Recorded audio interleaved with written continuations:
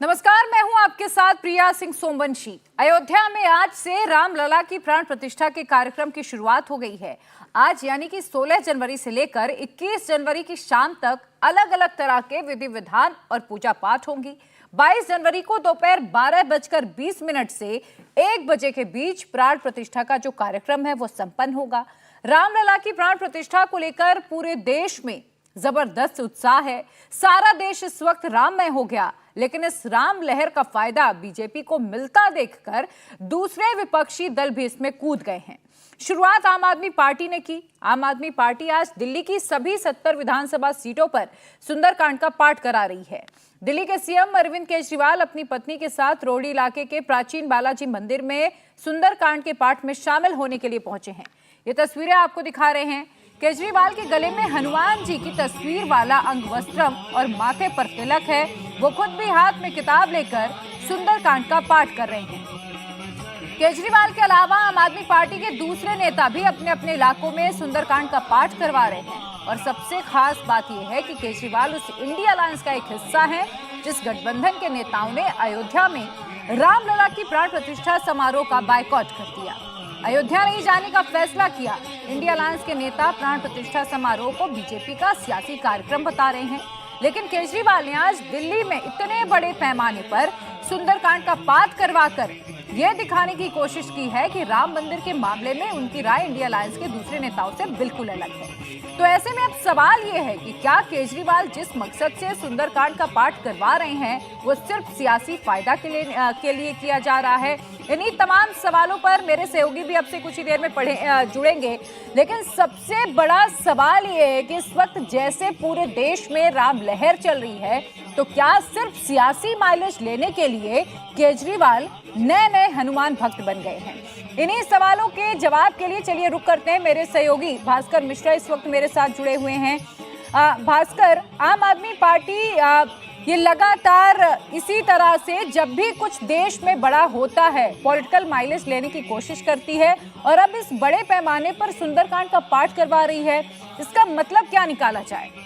घंटे से रोहिणी सेक्टर 11 के बालाजी मंदिर में पूजा अर्चना कर रहे हैं, सुंदरकांड का पाठ चल रहा है। लेकिन अरविंद केजरीवाल और आम आदमी पार्टी के द्वारा जो इतना बड़ा आयोजन किया गया है, पूरी दिल्ली में 2600 जगहों पे सुंदरकांड पाठ का आयोजन हुआ है, इसके पीछे की राजनीति क्या है ये दिल्ली वाले जानते हैं, ये दुनिया जानती है। बेशक आम आदमी पार्टी और केजरीवाल ये कहें कि ये सिर्फ भक्ति भाव में हो रहा है, लेकिन ऐसा नहीं है। दिल्ली की जनता ये जानती है कि ये भक्ति भाव, ये आस्था का प्रदर्शन राजनीतिक पार्टियों की मजबूरी है और कोई भी ये नहीं चाहता है कि सनातन विरोधी का ठप्पा उनके ऊपर में लगे। और इसलिए इस आयोजन को इतना बड़ा बनाया गया। सामने जो मंच है आपको दिखाना चाहूंगा, वहाँ पे अरविंद केजरीवाल और सुनीता केजरीवाल दोनों तकरीबन 1 घंटे से लगातार सुंदरकांड पाठ वो लोग खुद कर रहे हैं। यहाँ पे जितने भी लोग आए हैं उनको सुंदरकांड पाठ के लिए किताब दिया गया है, पुस्तक दिया गया है, वो लोग पाठ कर रहे हैं लगातार। और साथ में मंच से लगातार ये कहा जा रहा है कि अब ये आयोजन जो है वो हर मंगलवार को, महीने के प्रथम मंगलवार को आयोजन होगा। कुछ लोग हैं यहाँ पे, उनसे हम बात करने की कोशिश करेंगे। सर, कितने खुश हैं आप लोग इस आयोजन से? सर, आप लोग खुश हैं इस आयोजन से? इस आयोजन से खुश हैं आप लोग? बहुत खुशियां हैं। और हमारे मुख्यमंत्री जी क्या लग रहा है? अयोध्या की वजह से दिल्ली में राम भक्ति में है। बहुत बढ़िया। केजरीवाल जी से दिल्ली में राम राज्य आएगा। अच्छा, ये अयोध्या की वजह से ये निगम पार्षद है। अच्छा, ठीक है सर, ये बताएं आप लोग खुश हैं इस आयोजन से? खुश हैं? बहुत बढ़िया, बहुत अच्छी चीज है ये सुंदरकांड का पाठ। ये बताएं अयोध्या में जो हो रहा है उसकी वजह से ये दिन आया है क्या? अयोध्या में भी बहुत अच्छा हो रहा है, यहाँ भी बहुत अच्छा हो रहा है। देखिए, यहाँ पे बहुत ज्यादा लोग, उनसे बात करने की एक बार और कोशिश करेंगे। सर, ये बताइए कि ये आयोजन क्यों करना पड़ा आप लोगों को? आप तो निगम पार्षद हैं यहाँ के। देखिए, माननीय मुख्यमंत्री जी पहले से भी आदेश थे और पहले से भी हम लोग सुंदरकांड के पाठ करते आए हैं, तो निश्चित रूप से भगवान श्री राम से पहले हनुमान जी आने चाहिए, तो इसलिए पूरे देश में आज श्री राम जी के लिए हो रहा है। तो दिल्ली के अंदर माननीय मुख्यमंत्री जी ने हमने तो अरविंद केजरीवाल जी को इससे पहले कभी सुंदरकांड इतने बड़े आयोजन पे करते हुए नहीं देखा था। देखिए, पिछले काफी टाइम से संगठन अपना काम हर वार्ड के अंदर हम लोग कर रहे हैं, लेकिन अभी माननीय मुख्यमंत्री जी ने निवेदन किया कि सभी विधानसभाओं में, सभी वार्डों में ये प्रोग्राम होगा, लगभग 2600 जगह। ये बताएं कि राजनीति से जुड़े हुए लोगों को क्या लगता है, ये मजबूरी है कि राम भक्त दिखाएं अपने आप को?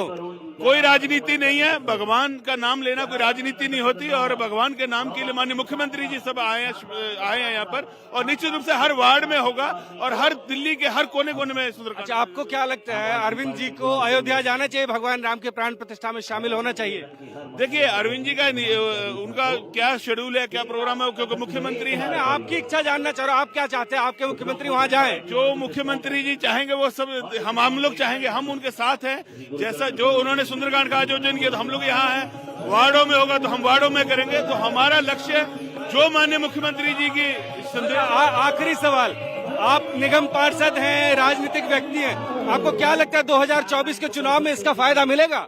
देखिए, चुनाव अलग चीज है, भगवान का नाम अलग चीज है। चुनाव इंडिया गठबंधन मिलकर लड़ रहा है और निश्चित रूप से इंडिया गठबंधन की सरकार बनेगी, ये तय है। क्योंकि राम बीजेपी के नहीं है, राम पूरे देश के हैं, राम हर भारतीय के हैं। ये साबित करना पड़ रहा है कि राम बीजेपी के नहीं है। हम साबित नहीं कर रहे, ये देश की जनता साबित कर रही है कि राम जो है पूरे देश। सर, ये बताइए कि आम आदमी पार्टी को ये साबित करना पड़ रहा है कि राम सबके हैं। सही राम है, राम है धरती पे, हमारे अंदर राम है, तुम राम है। हमें अपने लिए सोचना पड़ेगा, पहले हम सब राम है। सर, ये बताएं कि क्या ये साबित करने की जरूरत है कि राम सबके हैं? राम तो सबके हैं, इसमें साबित करने की जरूरत नहीं है। राम का नाम तो सब इस आज से नहीं शुरू से लेते हैं, और इसमें तो कोई दो राय नहीं। जिस जनता को राजनीतिक पार्टी के लोग कहते हैं कि जनता सब जानती है, क्या वो ये जनता नहीं जानती है कि ये इसके पीछे की राजनीति क्या है? किसका? जिस जनता के लिए राजनीतिक व्यक्ति ये कहते हैं कि जनता को सब कुछ पता है, उस जनता को ये नहीं पता कि इसके पीछे की राजनीति क्या है।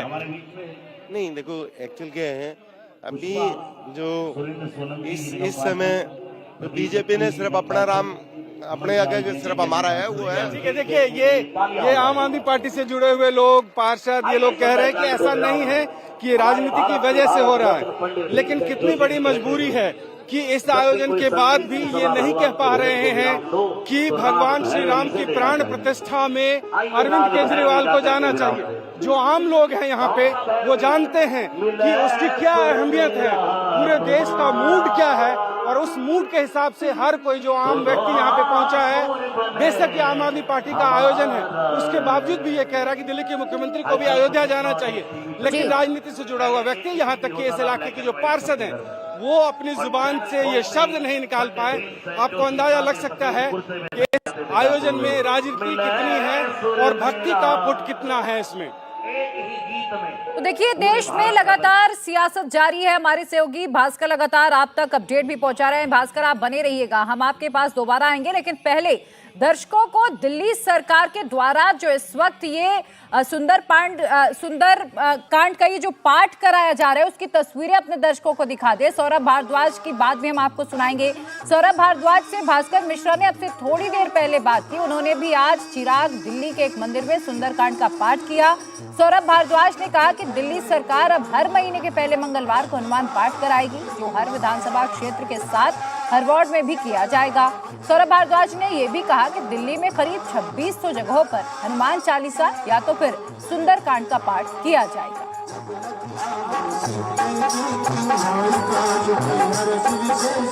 कर रहे हैं, ये कहा जा रहा है कि आस्था एक राजनीतिक मजबूरी बन चुकी है। ऐसा माहौल देश में बन रहा है, इसीलिए आप लोगों को भी ये कार्यक्रम करना पड़ रहा है। अब ये तो कहने वाले ये भी कह रहे हैं कि जो मंदिर पूरा नहीं हुआ, अधूरे मंदिर की प्राण प्रतिष्ठा भी इसलिए की जा रही है क्योंकि 2024 का चुनाव है। कहने वाले लोग कह रहे हैं, मगर जो कह रहा है वो कह रहा है, जिसको जो करना है वो कर रहा है।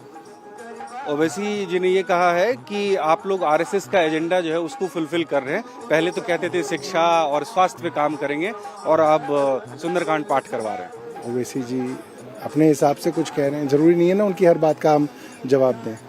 अच्छा, इसका क्या प्रतिफल आप लोग देखते हैं? क्या ऐसा लग रहा है कि जो बीजेपी आरोप लगाती है कि सनातन विरोधी है इंडिया अलायंस के लोग, वो ठप्पा कम से कम आपके ऊपर में नहीं लगेगा? नहीं, तुरंत फल तो आपको जो है केले का प्रसाद मिल सकता है, जो तुरंत मिलेगा। बाकी आशीर्वाद के बाद बहुत कुछ मिलेगा। आशीर्वाद लग रहा है कि 2024 के लोकसभा चुनाव में भी मिलेगा आप लोग? 24 तो भगवान के लिए बहुत छोटी चीज है। हनुमान जी चाहें तो पता नहीं कहाँ कहाँ जो है आपको प्रसाद दे सकते हैं।